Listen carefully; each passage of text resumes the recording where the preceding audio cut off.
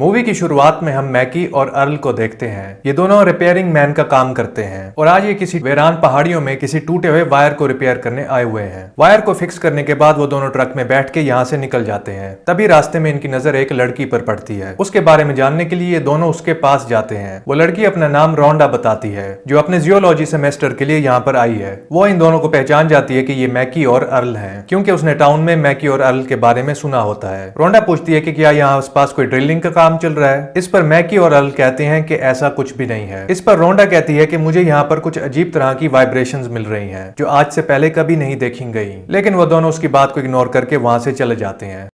कुछ देर बाद दोनों टाउन में वॉल्टर चैंग के स्टोर पर पहुंच जाते हैं। यहाँ वो मेलविन नाम के एक लड़के को भी देखते हैं, जो कि बहुत ज्यादा शरारती होता है। और स्टोर में वो मिस्टर बर्ट और उसकी वाइस हैदर को भी देखते हैं, जो कि यहाँ पर ग्रोसरी लेने आए होते हैं। तभी अचानक से वहां पर एक पुरानी फ्रिज वाइब्रेट करना शुरू कर देती है। वॉल्टर मैकी और अर्ल को उसे रिपेयर करने के लिए कहता है, लेकिन वो फ्रिज को रिपेयर नहीं करते। दूसरी तरफ हम देखते हैं कि रोंडा जहाँ पर वाइब्रेशन चेक कर रही थी, अचानक ही वहां की जमीन में हलचल होने लग जाती है और ऐसा लगता है कि जमीन के नीचे से कोई चीज रोंडा की तरफ बढ़ रही है। लेकिन रोंडा ये चीज नोटिस नहीं करती और वहां से चली जाती है। मैगी और अर्ल सारा काम मुकम्मल करने के बाद वहां से निकलने की तैयारी करते हैं और सारा सामान ट्रक में लोड करके यहाँ से निकल जाते हैं। उसी दौरान रास्ते में उन्हें एडगर दिखाई देता है, जो कि बिजली वाले टावर पर बैठा हुआ था। दोनों उसे नीचे आने के लिए बोलते हैं, लेकिन जब एडगर उनको रिस्पॉन्स नहीं करता तो मैगी उसके पास जाता है। मैगी देखता है कि एडगर मर चुका है। इसके बाद दोनों एडगर को डॉक्टर के पास ले जाते हैं। चेक करने के बाद डॉक्टर उन्हें बताता है कि एडगर की मौत 4 दिनों तक प्यासे रहने की वजह से हुई है। ये सुनकर ये दोनों सोच में पड़ जाते हैं कि एडगर उस टावर पर 4 दिनों तक क्यों बैठा रहा। इसके बाद हम फ्रेड नामी एक चरवाहे को देखते हैं। फ्रेड नोटिस करता है कि उसकी भेड़ें डरी हुई हैं। तभी अचानक से कोई चीज फ्रेड को जमीन के नीचे खींच लेती है और उसे मार देती है। कुछ देर बाद अर्ल और मैकी वहां से गुजरते हैं और सभी भेड़ों को मरा देखकर परेशान हो जाते हैं। इसके बाद ये फ्रेड को ढूंढने लगते हैं। तभी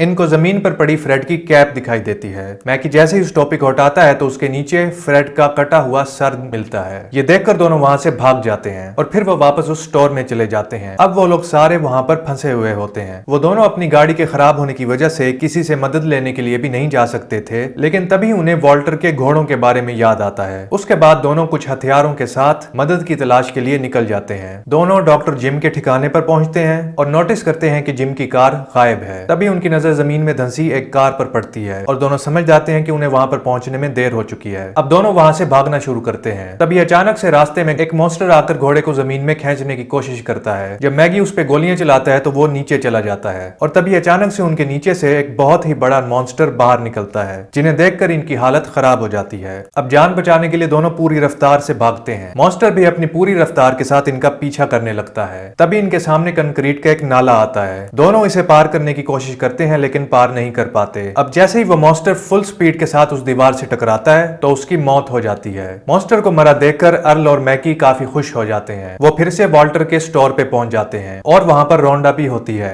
अर्ल और मैकी मॉन्स्टर के बारे में उन सभी लोगों को बताने लगते हैं और सभी लोग समझ जाते हैं कि वो बहुत बड़ी मुसीबत में फंस चुके हैं और वो सभी वहां से निकलने का रास्ता तलाश करते हैं। रोंडा बताती है कि वो मॉन्स्टर सिर्फ नरम जमीन में ही हरकत कर सकता है, इसीलिए हम लोग पहाड़ियों के रास्ते से जाएंगे। सारों को यह आइडिया पसंद आता है, क्योंकि मॉन्स्टर चट्टानों को नहीं खोद सकते थे। अब मेलविन जब बाहर खेल रहा होता है तो उस पर एक मॉन्स्टर हमला कर देता है। सभी लोग उसकी आवाज को सुनकर बाहर आते हैं और देखते हैं कि मेलविन पोल पर चढ़ा हुआ है और तभी अचानक से वो मॉन्स्टर उनके सामने आ जाता है। इतने बड़े मॉन्स्टर को देखकर सभी की हालत खराब हो जाती है। सारे अपनी जान बचाकर वापस स्टोर में भाग जाते हैं, मगर इन सभी खतरों से अनजान मिंडी अभी भी बाहर खेल रही होती है। उसकी हलचल से मॉन्स्टर उसकी तरफ जाने ही लगता है कि मैकी उसे किसी तरह से ही बचा लेता है। इसके बाद मॉन्स्टर मैकी पर अटैक कर देता है। वो अपनी जान बचाने के लिए एक ट्रक के ऊपर चढ़ जाता है। तभी अर्ल और रोंडा देखते हैं कि यहाँ पर एक और मॉन्स्टर आ चुका है। वो अपनी जान बचाने के लिए दोनों वहां से भागते हैं। तभी रोंडा का पांव एक तार में फंस जाता है और वो नीचे गिर जाती है। मॉन्स्टर रोंडा को अपनी तरफ खींचने लगता है, लेकिन तभी मैकी यहाँ आता है और रोंडा को अपनी पैंट उतारनी पड़ जाती है, जिससे वो तार उसके पांव से निकल जाता है और ये दोनों भागकर जल्दी से स्टोर के अंदर चले जाते हैं। अब मैकी रोंडा की जख्मी टांगों पर बैंडेज लगाता है। सभी वहां से निकलकर पहाड़ियों की तरफ जाने के लिए प्लान बनाने लगते हैं। तभी अचानक से वहां पर वो फ्रिज वाइब्रेट करने लगती है।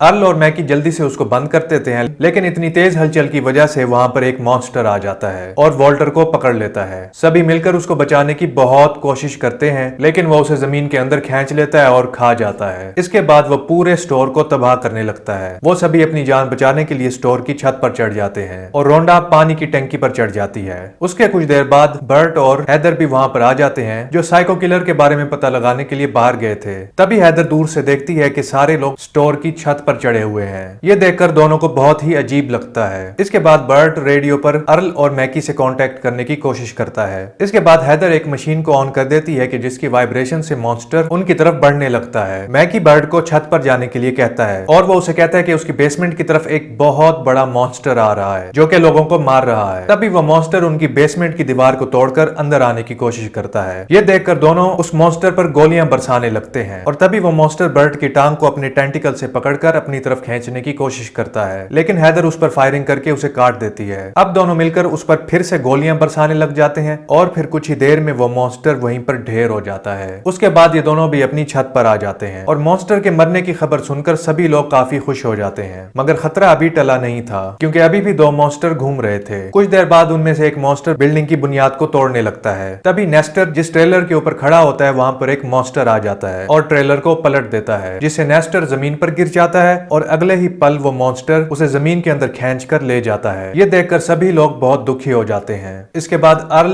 मैकी और मिगेल एक बिल्डोजर की मदद से उन सबको वहां से निकालने का प्लान बनाते हैं, क्योंकि बिल्डोजर का वजन 30 टन होता है और वो मॉन्स्टर शायद ही उसको नुकसान पहुंचा पाए। लेकिन मसला यह था कि वो बिल्डोजर इनसे काफी दूर था और वहां से पहुंचने से पहले वो मॉन्स्टर इनको खत्म कर सकते थे। अब यहाँ मिगेल मॉन्स्टर को डिस्ट्रैक्ट करने के लिए एक मिनी ट्रैक्टर को स्टार्ट कर देता है और उसकी आवाज सुनकर मॉन्स्टर उसके पीछे जाने लगता है। मौका पाकर मैकी बिल्डोजर की तरफ भागना शुरू कर देता है, मगर बदकिस्मती से वो छोटा ट्रैक्टर बीच में ही पलट जाता है। इसके बाद मॉन्स्टर ट्रक को छोड़कर मैकी का पीछा करने लगते हैं, लेकिन मैकी एक जगह पर बिल्कुल खामोश होकर खड़ा हो जाता है और इस तरह वो खुद को बचा लेता है। मॉन्स्टर को डिस्ट्रैक्ट करने के लिए रोंडा पानी की टंकी के पाइप को तोड़ देती है और इस तरह पानी के गिरने की आवाज सुनकर मॉन्स्टर वहां पर आ जाता है। इसके बाद मैकी बिल्डोजर में एक सेमी ट्रेलर जोड़ के उसे स्टार्ट कर देता है और फिर उसमें एक एक करके सभी लोग बैठने लगते हैं। वो मॉन्स्टर बिल्डोजर को रोकने की बहुत कोशिश करते हैं, लेकिन उसके भारी वजन के होने की वजह से उसे रोकने में नाकाम हो जाते हैं। दूसरी जानिब बर्ट और हैदर मॉन्स्टर को तबाह करने के लिए पाइप बॉम्ब तैयार कर लेते हैं और वो भी बिल्डोजर में बैठ जाते हैं। सभी लोग धीरे धीरे आगे बढ़ने लगते हैं और फिर उनको लगता है कि मॉन्स्टर से उनका पीछा छूट गया है, मगर अब मॉन्स्टर भी समझदार हो गया था। वो बिल्डोजर के रास्ते में एक बड़ा सा सिंक होल कर देता है। इसके बाद वो बिल्डोजर जैसे ही वहां से पार होता है वो सिंक होल में धंस जाता है। सभी लोग ये समझ जाते हैं कि ये उन्हीं मॉन्स्टर्स का ही ट्रैप था। अब बर्ट मॉन्स्टर को वहां से भगाने के लिए अपने पाइप बॉम्ब का इस्तेमाल करता है, जिसकी आवाज सुनकर वो मॉन्स्टर्स कुछ दूर भाग जाते हैं, क्योंकि नॉइस सेंसिटिव होने की वजह से उन मॉन्स्टर्स को ज्यादा तेज आवाज पसंद नहीं थी। तभी उनको वहां पर कुछ दूरी पर चट्टानें दिखाई देती हैं। सभी लोग वहां तक पहुंचने का प्लान बनाते हैं। इसके बाद बर्ट फिर से एक पाइप बॉम्ब को ब्लास्ट करता है और मॉन्स्टर जैसे ही उनसे दूर चले जाते हैं तो सभी लोग उन चट्टानों की तरफ भागते हैं, लेकिन अब दोनों मॉन्स्टर्स इनको घेर लेते हैं और सभी लोग उन पत्थरों पर फंस जाते हैं। तभी अर्ल को एक आइडिया आता है। वो बर्ट के एक पाइप बॉम्ब को रस्सी के साथ बांधता है और उसे मॉन्स्टर के सामने फेंक देता है। उसकी हलचल से मॉन्स्टर उसे अपने मुंह में डाल देता है, लेकिन फिर धमाके से वो मॉन्स्टर फटकर मर जाता है। अर्ल के इस आइडिया से वो सारे बहुत इंप्रेस हो जाते हैं और उन्हें ये लगता है कि इस आइडिया से वो दूसरे मॉन्स्टर को भी मार सकते हैं और फिर वो लोग ऐसा ही करते हैं और फिर वो एक पाइप बम को दूसरे मॉन्स्टर के पास फेंकते हैं, लेकिन इस बार बिल्कुल उल्टा होता है। मॉन्स्टर उस बॉम्ब को उनकी तरफ ही फेंक देता है। सभी वहां से भागते हैं, लेकिन बदकिस्मती से वो बॉम्ब वहां पे मौजूद बॉम्ब्स के ढेर पे आके गिर जाता है और सारे बॉम्ब ब्लास्ट हो जाते हैं। इसके बाद अर्ल, मैकी और रोंडा फिर से उन चट्टानों की तरफ भागते हैं, लेकिन तभी वो मॉन्स्टर उनके सामने आ जाता है, इसलिए वो सारे बिल्कुल साकिन होके खड़े हो जाते हैं। इसके बाद मॉन्स्टर भी नीचे चला जाता है। मैकी ये समझ जाता है कि वो मॉन्स्टर इनके साथ कोई खेल खेल रहा है और वहीं पर छुपा हुआ है। किस्मत से एक बॉम्ब अभी भी मैकी के पास होता है। कुछ देर सोचने के बाद मैकी एक प्लान बनाता है, जिसके बाद तीनों एक डेड एंड की तरफ भागने लगते हैं और डेड एंड पर जाकर रुक जाते हैं। मॉन्स्टर इनका पीछा करता है, जिसके बाद मैकी वो बॉम्ब मॉन्स्टर के ऊपर फेंक देता है। उसकी आवाज से मॉन्स्टर और भी तेजी से इनकी तरफ आता है। इसके बाद वो तीनों अचानक से एक साइड पर छलांग लगाते हैं और मॉन्स्टर डेड एंड को पार करके एक खाई में नोकीली चट्टानों पर जाकर गिरता है और इससे उस आखिरी मॉन्स्टर की भी मौत हो जाती है।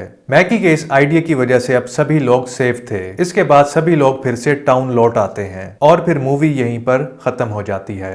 इस तरह की मजीद वीडियोस देखने के लिए सिनेमा जूस को सब्सक्राइब करें और बेल के नोटिफिकेशन को भी ऑन कर दें। चैनल को सपोर्ट करने के लिए वीडियो को जरूर लाइक करें। Thanks for watching.